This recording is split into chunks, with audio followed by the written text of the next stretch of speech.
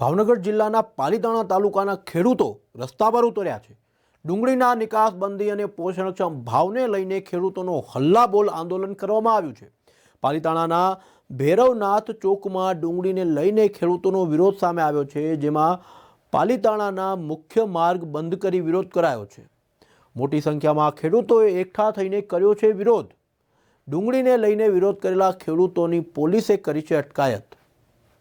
संगठन द्वारा जे खेडूतो आज हैरान परेशान थई रह्या छे मोंघवारीना कारणे, खास करी तो डुंगळीनी ज्यारे सरकारश्रीए निकास बंद करी छे अने खेडूतोने डुंगळीना भाव નથી મળતા, डुंगળી રસ્તામાં ફેંકી દેવી જ્યારે એવી પરિસ્થિતિ ઊભી થઈ છે, ત્યારે અમે સરકારશ્રીને ખેડૂતો અવાજ પહોંચાડવા માંગીએ છીએ કે ડુંગળીની નિકાસ તાત્કાલિક શરૂ કરવામાં આવે અને ખેડૂતોને ડુંગળીના પર્યાપ્ત ભાવ મળવામાં આવે અને જે કાંઈ ખેડૂતોનું દેવું છે એ પણ સરકાર માફ કરે એ દિશામાં આજે પાલિતાણા રસ્તા રોકો આંદોલન ખેડૂતો દ્વારા કરવામાં આવ્યું છે।